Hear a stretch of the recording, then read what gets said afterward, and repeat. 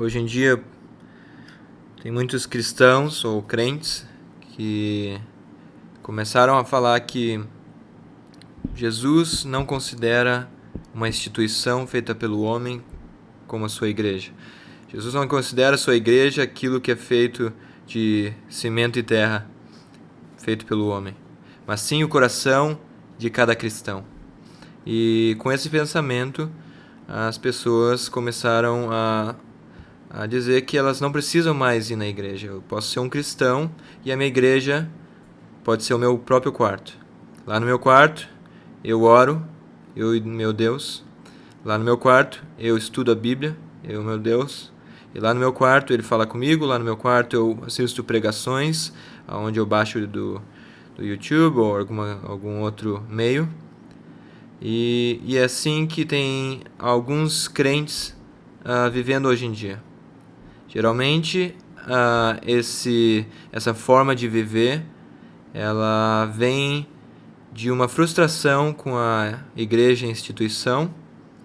Então as pessoas falam que eu estou frustrado, eu fui machucado pela igreja, a instituição, a igreja, aquela denominação, aquele corpo feito pelo homem.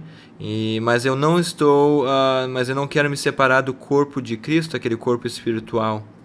Então, por isso, as pessoas falam que a melhor alternativa é ter uma igreja consigo mesmo no seu próprio quarto. Vamos ver o que a Bíblia diz a respeito disso. Paulo fala em 1 Coríntios 12, 26, de maneira que, se um membro padece, todos os membros padecem com ele. E se um membro é honrado, todos os membros se regozijam com ele. Então, uma das principais consequências de não fazer parte de uma igreja, de uma instituição, de um grupo de pessoas, é separar-se de um relacionamento íntimo com os membros de Jesus.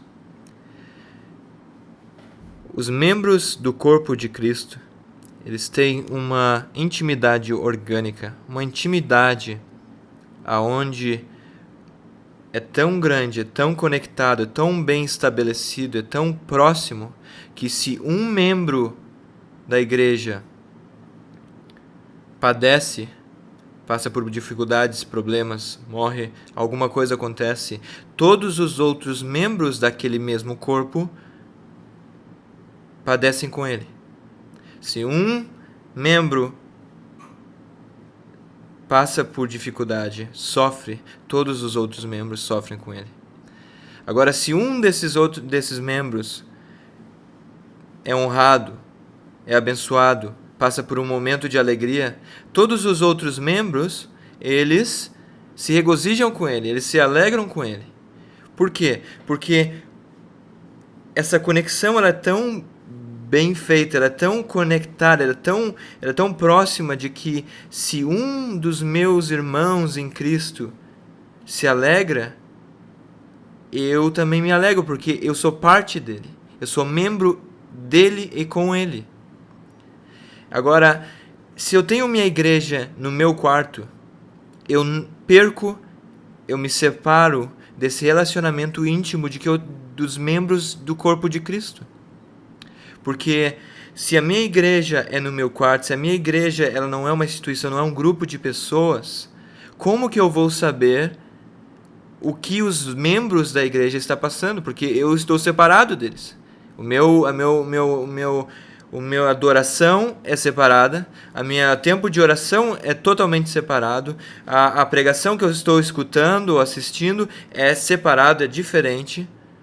Então, e a minha forma geográfica, meu ponto geográfico é diferente também. Então, eu sou totalmente a parte desse corpo em Cristo.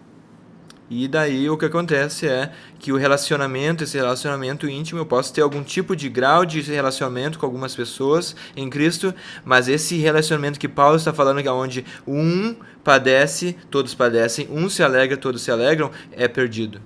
E a consequência disso é uma isolação. Eu não tenho ninguém para compartilhar das minhas alegrias e meus sofrimentos. Ou seja, eu fico isolado em uma igreja de um só membro. Romanos 12, 5 fala: assim nós, que somos muitos, somos um só corpo em Cristo. Mas individualmente somos todos membros uns dos outros. Então Paulo está falando que o corpo de Cristo não é uma pessoa só. Paulo não está falando que o corpo de Cristo é feito de muitos corpos. Tá? Ele está falando que todos os membros do corpo de Cristo são muitos, os membros são muitos, mas o corpo é um só. Ou seja, eu não posso me dizer que eu sou minha própria igreja, porque aí isso estaria dizendo que eu sou um corpo em mim mesmo. Sou um corpo formado de um membro. Ok? Então, primeira lição ali é: muitos membros formam um corpo. Agora, a segunda lição no versículo é: mas individualmente, então, eu sozinho, eu mesmo, sozinho, sem ninguém, sem a ajuda de outros, isolado, eu sou membro de uns dos outros. Ou seja, a minha parte como membro não é isolada. Ela não é totalmente isolada. Eu sou uma parte independente, individual, de uma certa forma, no corpo de Cristo, mas eu sou feito e eu sou criado para ser membro dos outros membros. Jesus está mostrando que o corpo dele, ele não só serve a ele somente, a cabeça. A mão de Cristo não serve somente a cabeça, mas a mão serve ao pé, aos olhos, ao braço, enfim. O princípio que Paulo está mostrando aqui é que nós, como cristãos, somos chamados a servir uns aos outros. Nós não pertencemos a nós mesmos, mas nós pertencemos uns aos outros. E se eu digo que eu não quero fazer uma parte de um grupo de pessoas, eu estou me separando do corpo de Cristo. Porque eu ser um corpo de um só membro não é simplesmente errado, mas é impossível. Uma mão não consegue sobreviver fora do corpo. Um dedo não vai sobreviver fora do corpo. Nós não conseguimos viver sozinhos. Não foi assim que Jesus criou a sua igreja, não foi assim que Jesus formou, criou, planejou para que nós vivêssemos. Segunda coisa é, nós removemos a servidão uns aos outros. Paulo mostra que o corpo não só serve a ele e a Jesus, mas serve uns aos outros, ajudando uns aos outros, orando com uns aos outros, sofrendo uns com os outros, se alegrando uns com os outros, se sacrificando uns pelos outros. Agora, se eu me removo desse grupo, eu estou removendo essa parte de ser corpo, que é servidão uns aos outros. E a consequência disso é uma falsidade. Eu digo que eu sou corpo de Cristo, mas na verdade eu não sou, porque para mim ser corpo de Cristo, sou membro do corpo de Cristo, eu tenho que servir os outros membros, eu tenho que fazer parte de um grupo, de um corpo onde existem mais membros. É simplesmente impossível ser um cristão e não fazer parte do corpo. A outra coisa é o egoísmo. O egoísmo porque eu não quero servir aos outros membros. Eu sirvo a mim mesmo e pronto. Eu não preciso, eu não quero que outros me sirvam e eu não preciso e eu não quero servir aos outros. Em 1 Coríntios 12, 28, Paulo fala: e a uns pôs Deus na igreja, primeiramente apóstolos, em segundo lugar profetas, em terceiro doutores, depois milagres, depois dons de curar, socorros, governos, variedades de línguas. Paulo está mostrando que a igreja, Deus deu à igreja dons, talentos, pessoas com chamados específicos para servir na igreja. E se eu rejeito esse grupo, essa igreja de Cristo na forma de instituição ou grupo ou até mesmo denominação, eu estou rejeitando os dons de Cristo, porque Deus não vai me dar dons para servir a mim mesmo. Os dons de Cristo são dados à igreja, ou seja, na igreja, para a igreja. Os dons de Deus são dados na igreja para que nós servimos e conseguimos formar tudo o que Deus precisa que a sua igreja forme. Conseguir conquistar tudo que a igreja precisa conquistar. Por exemplo, ensinamento. A igreja precisa ser ensinada, a igreja precisa ser instruída na Bíblia. Por isso Deus deu apóstolos, e deu doutores, e deu profetas, e deu milagres, e enfim. As características da igreja são supridas por dons que Deus dá na igreja, para a igreja. Agora, se eu rejeito isso, se eu rejeito o corpo, eu não só rejeito os dons de Deus, mas como consequência, eu rejeito o meu chamado em Cristo. Porque o meu chamado ele é totalmente dependente dos dons que Deus me dá. Eu não posso ter um chamado sem ter nenhum talento, nenhum dom. E se Deus dá o dom na igreja, para a igreja, quando eu me separo da igreja, quando eu me separo do corpo de Cristo, eu rejeito o meu chamado. E o que ocorre é que eu começo a viver uma vida sem propósito e uma vida sem sentido. Fora da igreja, nós vivemos para nós mesmos e nós acabamos esquecendo do porquê estamos respirando, do porquê, do motivo do qual nós estamos vivendo hoje. E o motivo do qual nós estamos vivendo hoje é para suprir uma necessidade dentro da igreja de Cristo e no mundo através de um grupo de pessoas.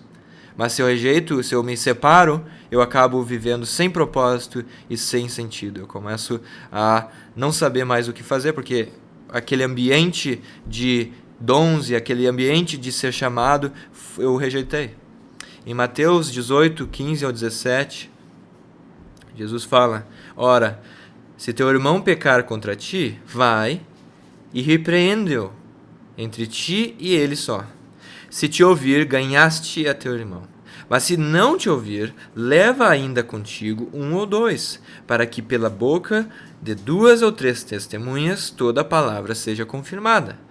E se não as escutar, dize-o à igreja. E se também não escutar a igreja, considera-o como um gentil e publicano. Se nós rejeitamos a igreja, se nós rejeitamos a participação de um grupo, nós rejeitamos a disciplina de Deus. Deus disciplina os seus através do grupo chamado igreja, através do ambiente de uma igreja. Um ambiente onde existe um líder, onde existem diáconos, onde existem pessoas cuidando umas das outras. Agora, se eu rejeito essa igreja, esse corpo, eu estou rejeitando a disciplina de Deus. Por quê? Porque eu não faço parte dessa pessoa da onde meu irmão vê eu pecando e ele me traz para o canto e ele fala comigo. E daí, se eu não escuto, ele traz testemunhas da igreja. E se eu não escuto as testemunhas, ele vai trazer eu até a igreja. Mas se eu não faço parte da igreja, como que ele pode me trazer até a igreja?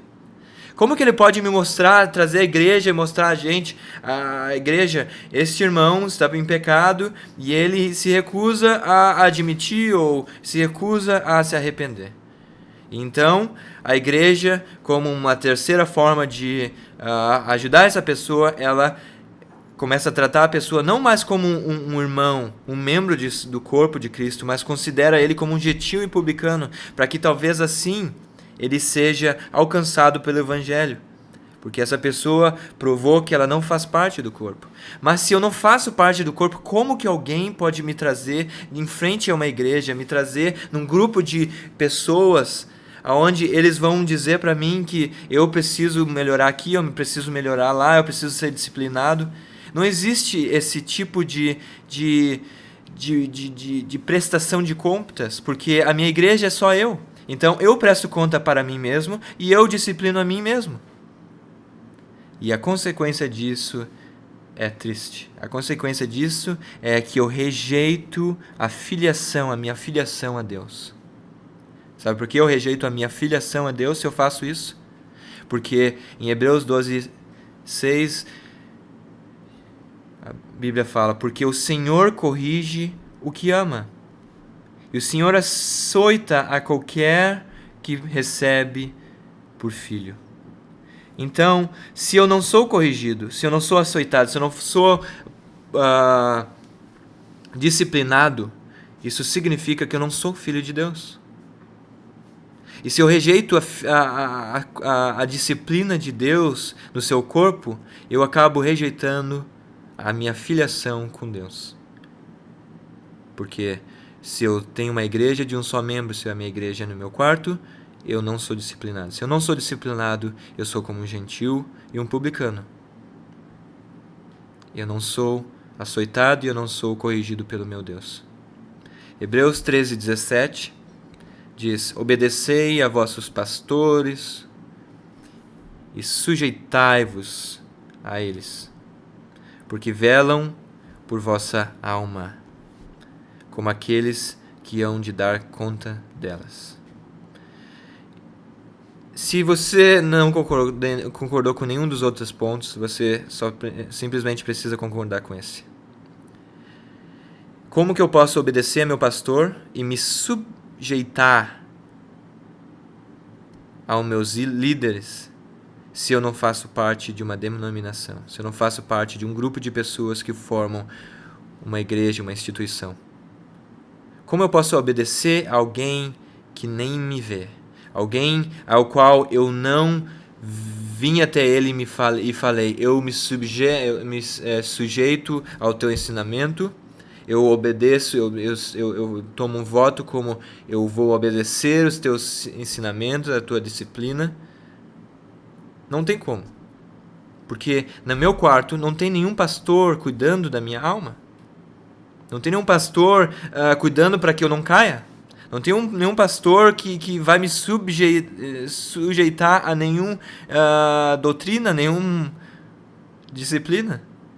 Então, eu rejeito a obediência e a submissão através disso. Quando eu me separo do corpo, quando eu não tenho ninguém sobre a minha vida, eu não declarei a ninguém que eu pertenço àquela instituição ou àquele grupo de pessoas, eu rejeito a obediência e a submissão. E eu rejeito a ajuda espiritual também.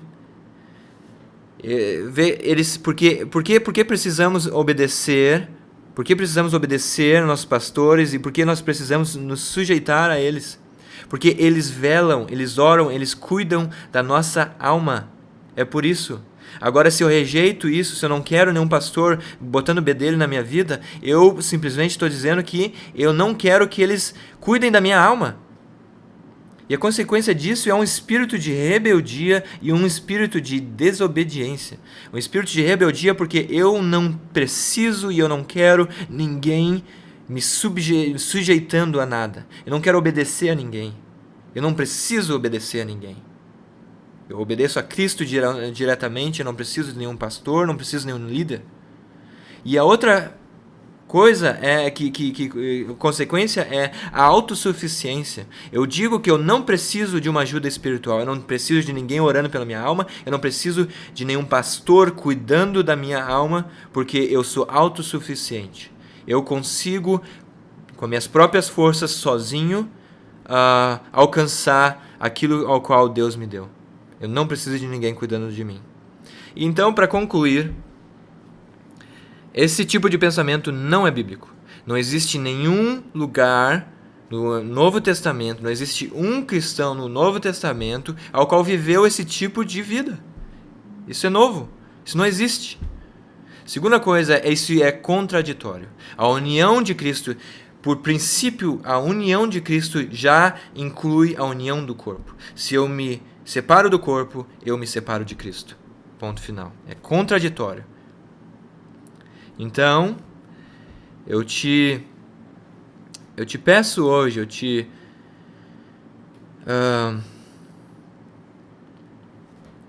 chamo hoje a meditar e pensar um pouco sobre isso. Porque a Bíblia deixa bem claro que nós somos chamados a disciplinar nossos irmãos e sermos disciplinados de acordo com os padrões bíblicos.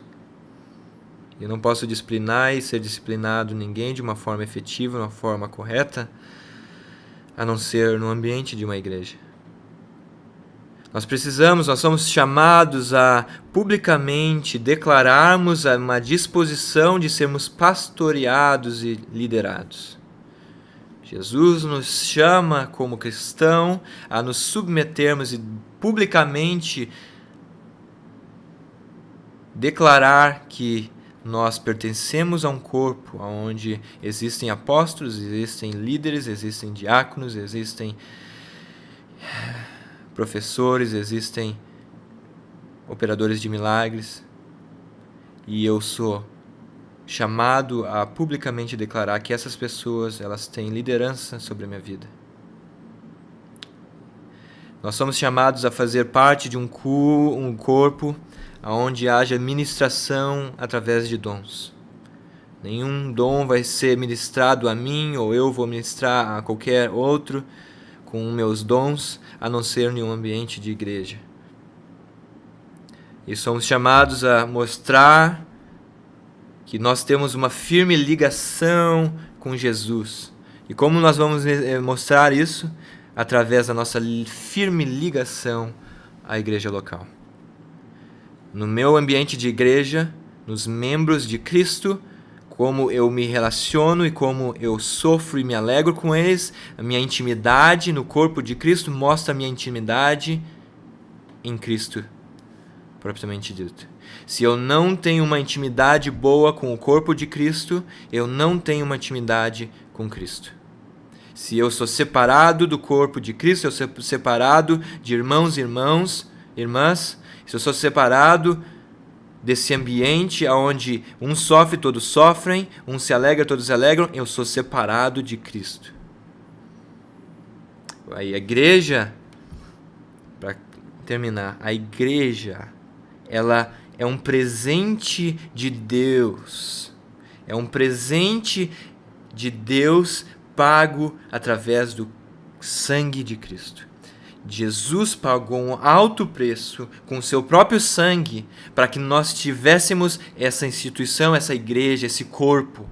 Porque é assim que ele inventou, é assim que ele quis que seu corpo fosse formado através de igrejas.